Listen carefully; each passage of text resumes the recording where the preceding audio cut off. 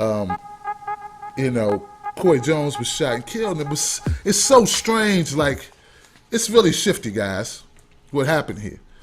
All right. What happened was this man, Corey Jones, was driving on the highway. His car breaks down. His Hyundai. He pulls over. It's like 3 in the morning. A plainclothes cop pulls over at some point in a white van with tinted windows at 3 in the morning. And at the end of it, Corey Jones ends up dead on the side of the road with 3 bullets in him. Now, Corey Jones has no record of being, of anything. He wasn't committing a crime that they can tie him to. This guy was plain clothes. I still don't understand what happened here. A couple people have tweeted about it. I don't know how I missed it. I've been so busy doing the show. That's why we rely on my people to send me links and stuff. Because when you got your head down working, when you don't have a staff, when you're trying to do research, you're trying to edit shows, you're trying to upload shows, it's a lot. So I really need you guys to go to Facebook.com, speak on the group to help me out, so these types of stories don't get by me.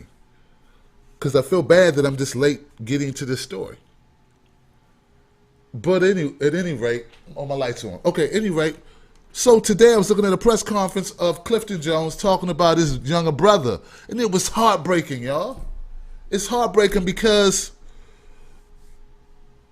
he's talking about like his brother was such a great guy, and like he don't understand what happened. But then in the middle of that, you can see he's emotional. You can see the pain in his eyes. You can hear it in his voice, his tonality. Everything about him. And if you can't feel that, then you are an unfeeling human being yourself. You need to make sure that you are, one, alive, because I think anyone with a pulse could feel this man's pain, his agony, up on that stage. And then he says something that, he says, no offense to the Black Lives Matter people, but to us, all lives matter. We were raised not to see race. Then he calls over his wife, he says, my wife is white. He calls over his white wife. And this is on the stage, it's like 20 black people and his white wife. And then he continues to make his point. He says, we just want to know what happened, that Coy was a friend to a lot of people of all colors, white, Asian, Latino. He had a lot of people that loved him. And just want to know what happened to their brother. Now, I had to write an article about it, man, because it really affected me. I'm like, why is this guy saying that? Why is he doing that, man? I know you hurting. I know you in pain. Why are you bringing up Black Lives Matter in a moment like this? And then, people use it.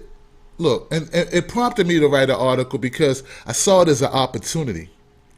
One, this is the opportunity, guys. So don't tune out. Here's the opportunity.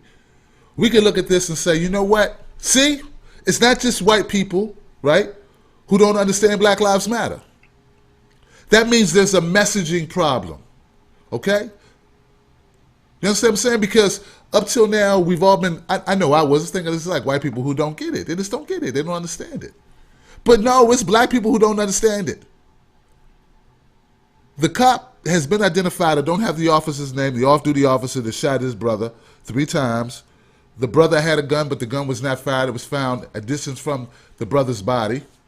Then it looks like the brother may have been running when he was shot because his car was one place, his body was another, the gun was another. So unless he threw the gun away from himself as he was being shot, yeah.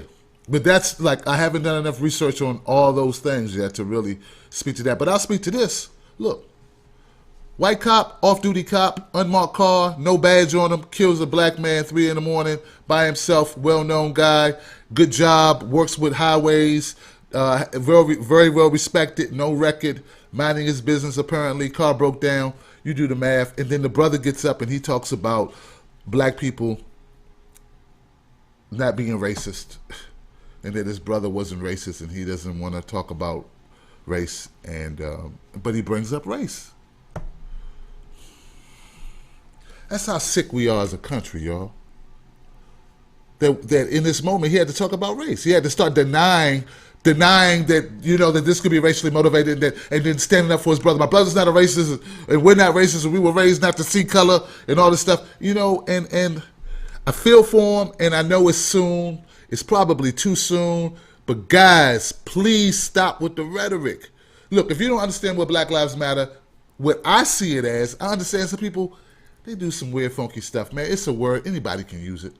But to me, it just meant, look, I see this group of people that are disproportionately being beaten the ass by the system. And I'm calling it out. And I'm saying this group of people needs some damn help. Right? That's all. It's like any other group that might focus on, you may focus on lymphoma. Non-Hodgkin's lymphoma, who Flip Saunders just passed away from that. He used to coach the Minnesota Timberwolves, and he became president or something, and then for a while he coached the Wizards.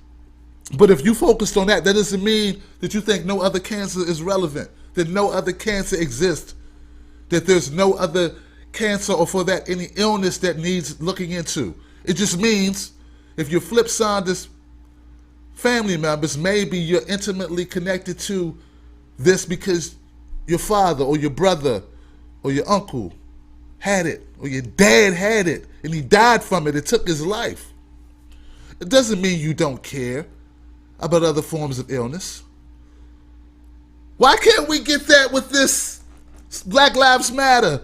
Why does people think because you say Black Lives Matter, you automatically mean white lives don't matter, or Asian lives don't matter, or Latino lives don't matter, Native American lives don't matter?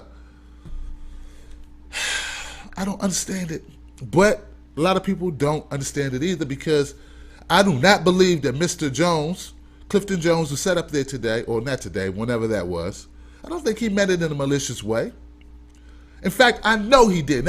Every fiber in me says he was speaking his mind. So I have to speak my mind and say, please, guys, please, unless you are just a bigot, jackass, I'm not talking to you, because you'll never get it. All right?